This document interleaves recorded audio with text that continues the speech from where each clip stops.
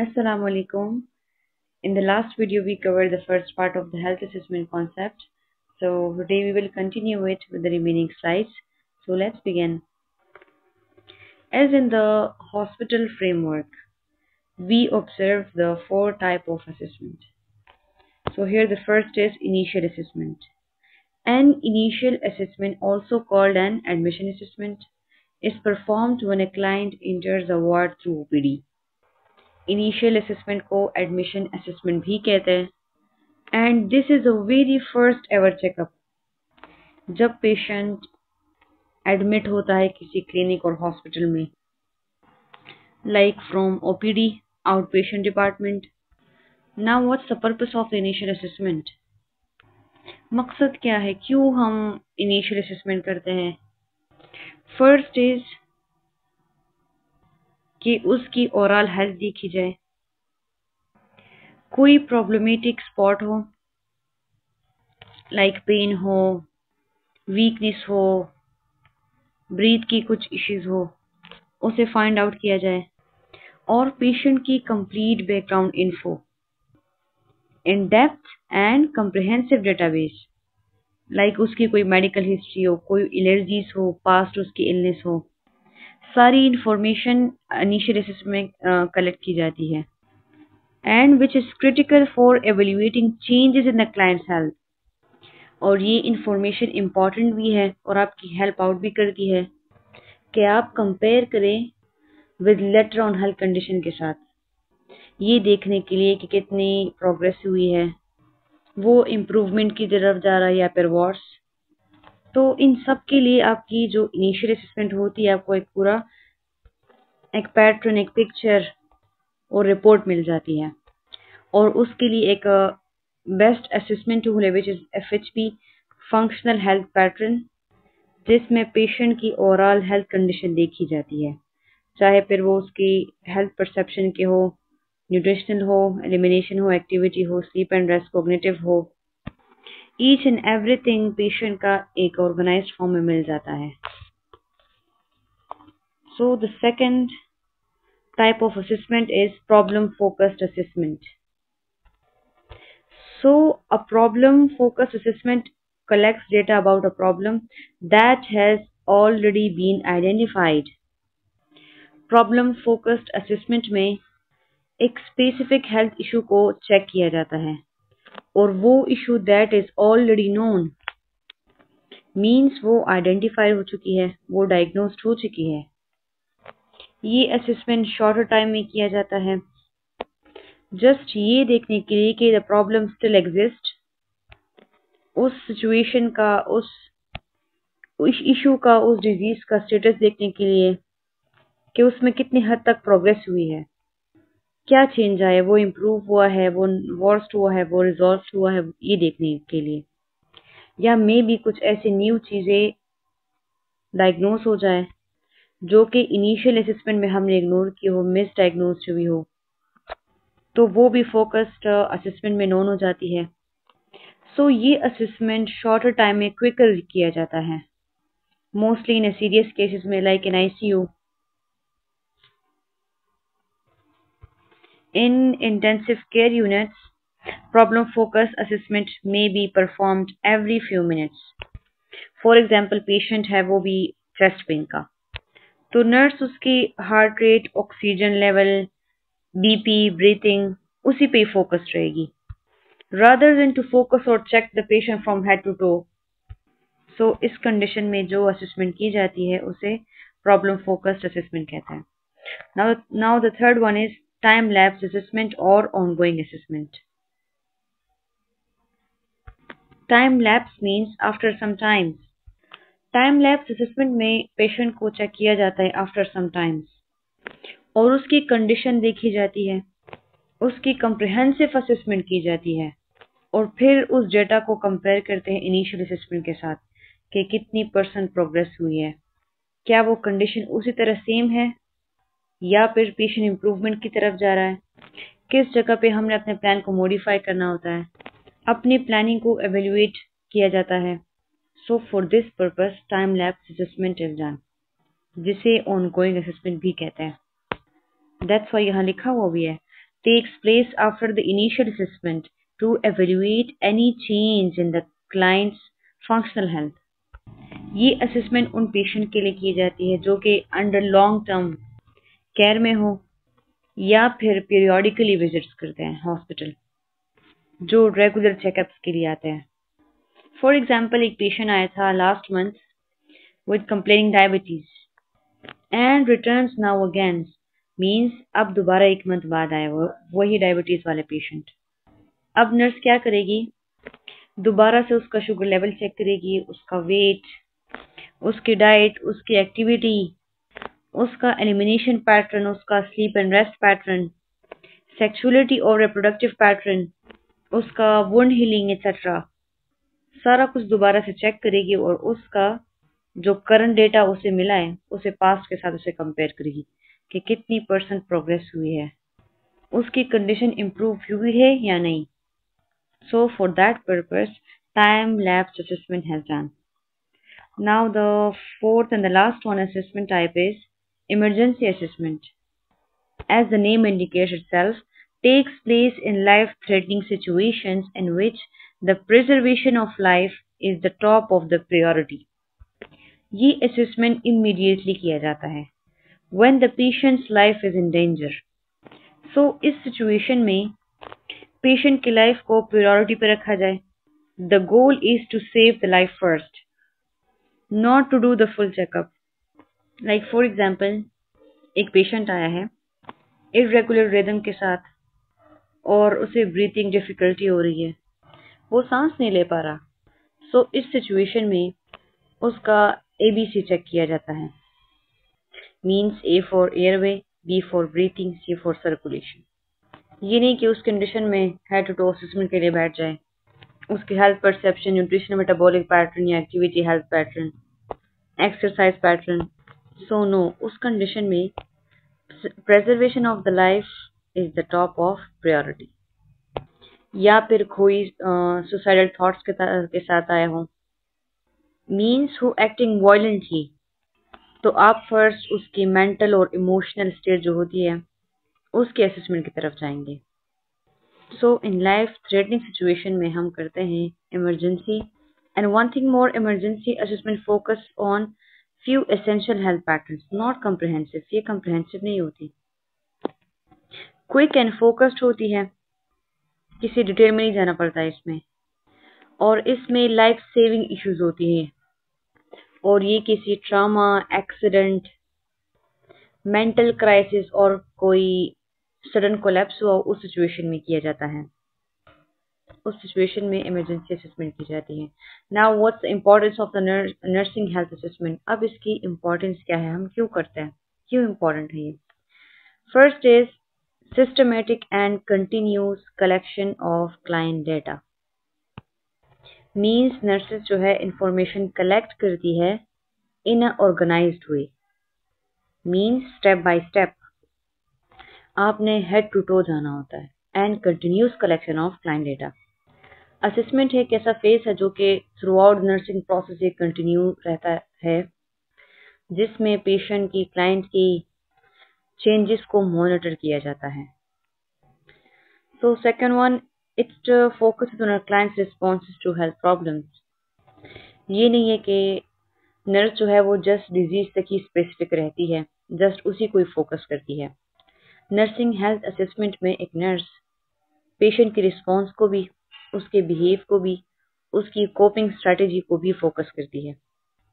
Then the nurse carefully examine the clients body parts to determine any abnormality, means उसकी physical examination. Nurse उसकी body के कोई भी physical जिसमें visible हो या फिर कोई हाइडन इलनेस हो उसे चेक करती है, कोई स्वेलिंग हो, कोई पेन हो, कोई वुंड एक्सेट्रा, सो उसे ऑन टाइम असेस कर लेती है। Then four, the nurse relies on data from different sources which can indicate significant clinical problems. Nurse जो है वो मल्टीपल सोर्सेज यूज करती है, ये नहीं है कि वो एक ही सोर्स पर रिलाई करे। फॉर एग्जाम्पल, जो सब्जेक्टिव डेटा उसे पेशेंट ने दिया वो जस्ट उसी पे रिलाई नहीं करेगी, वो वही इंफॉर्मेशन उसकी फैमिली से, उसकी पास्ट मेडिकल हिस्ट्री से, उसके लैब रिपोर्ट से सारा डाटा कलेक्ट करेगी कि उसके पास उस कंडीशन की रियल पिक्चर आ जाए। Then fifth one provides a baseline used to plan the client's care. Obviously जो उसकी फर्स्ट असेसमेंट होती है वो उसे बेसलाइन प्रोवाइड करती है, मतलब इनिशियल पॉइंट, और फिर फ्यूचर में उसके पास जो डेटा आता है फिर वो उसे इनिशियल के साथ कंपेयर करती है। Then sixth one helps the nurse to diagnose clients problem on the intervention. इसी असेसमेंट के थ्रू नर्स जो होती है वो डायग्नोज बनाती है, उसी बेस पे वो प्लानिंग करती है, देन उसे इंटरवेंशन करती है। Seventh one, the complete health assessment involves a more detailed review of client's condition.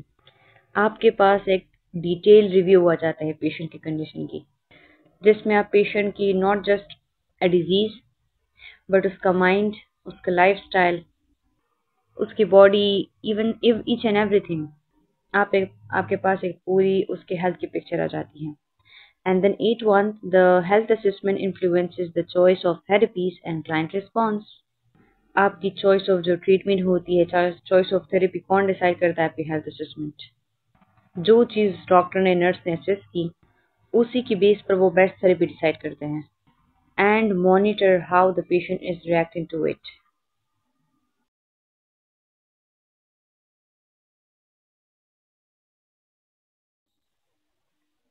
As we discussed and most familiar with the what is health assessment, what are the skills required for the assessment and the type of the assessment, now let's move toward the assessment process.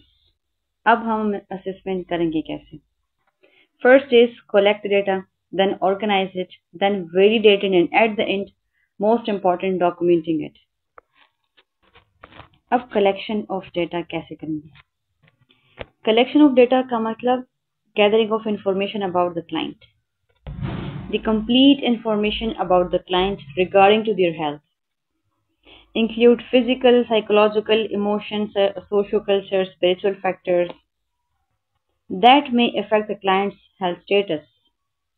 Patient और client की physical या फिर mental health हो, like body condition, stress, mood, या फिर उसकी social and cultural factors हो, like clients की family, उसके habits, उसके beliefs, और past health history हो, any past disease, surgeries, allergies, या फिर current issues हो, pain हो, sleep problems हो, stress issues हो, या फिर ongoing treatment.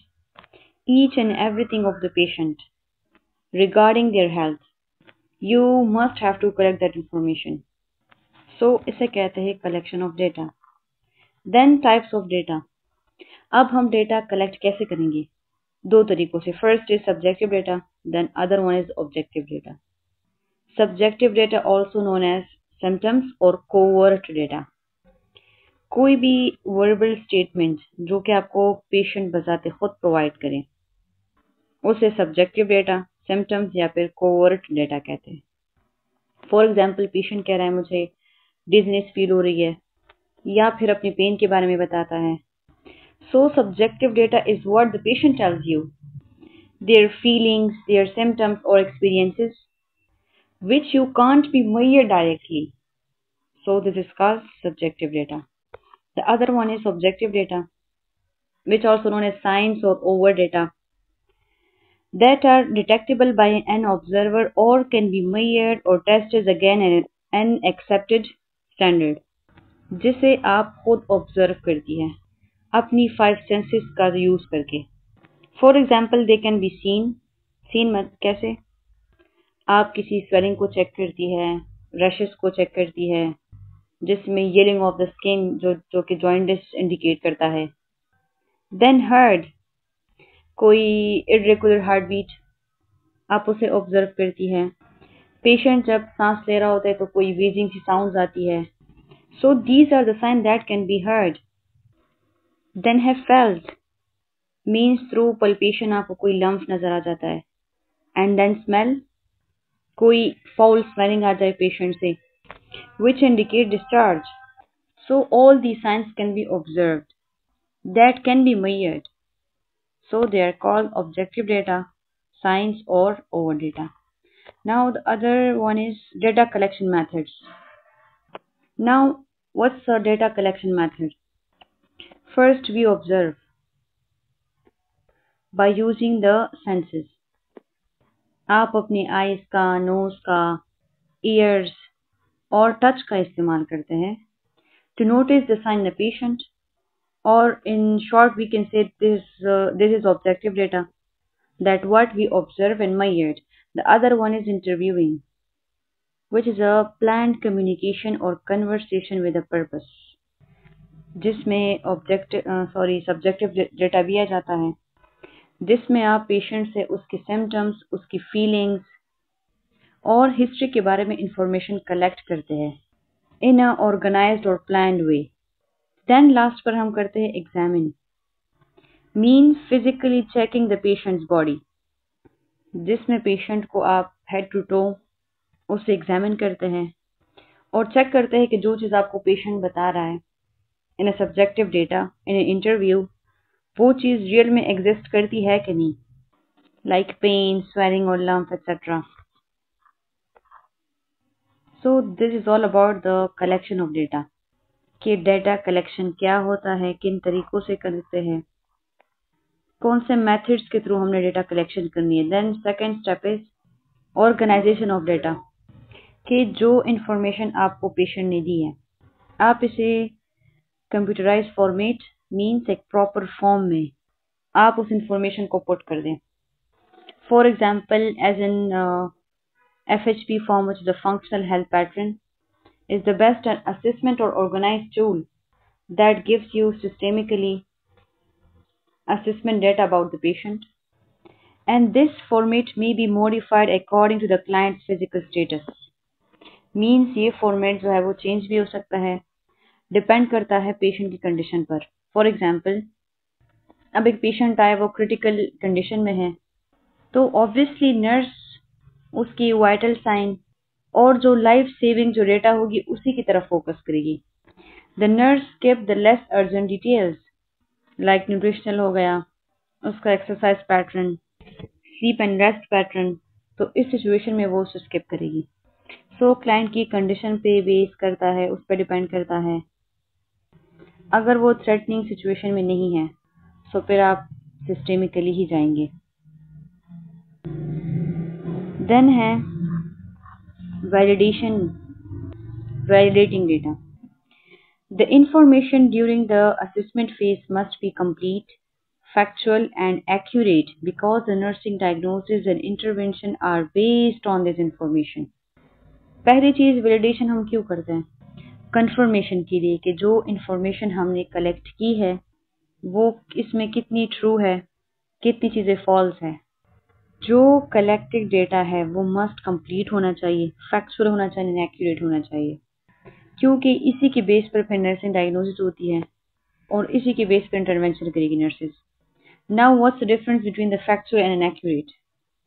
एक्चुअल मीन्स जो एक्यूरेट है, जो चीज एक्चुअल हो, मीन्स ट्रू हो, जो रियल में वो चीज प्रेजेंट हो, कोई एजम्पशन नहीं हो या फिर कोई चीज गेस करके आप ना लिखे. और फैक्चुअल मीन्स कि आप उस चीज को ऐसे फैक्टर्स और मतलब प्रूवन इंफॉर्मेशन के साथ, एविडेंस की बेस पर आप जब कोई इंफॉर्मेशन लिखते हैं. लाइक फॉर एग्जांपल, पेशेंट कहता है कि मुझे लगता है मुझे फीवर है. सो बीइंग अ नर्स आप गए, उसके साइंस चेक किए, उसका टेम्परेचर चेक किया. सो ये एक्यूरेसी है. फिर आप इस चीज को जब डॉक्यूमेंट करेंगे, ये नहीं लिखेंगे द पेशेंट इज फेब्राइल, बल्कि आप टेम्परेचर को मेजर्ड फॉर्म में लिखेंगे.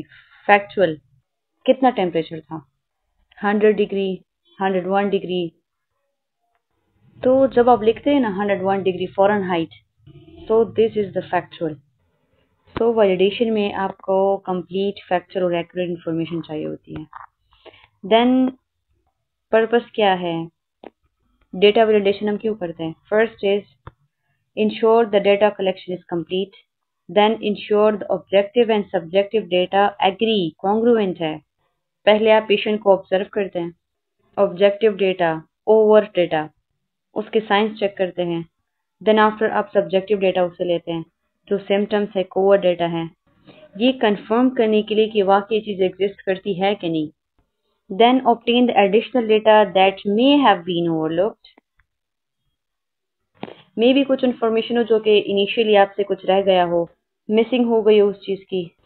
सो इनवैलिडेशन आपको स्पेसिफिक इशू फाइंड आउट करने में हेल्प देता है.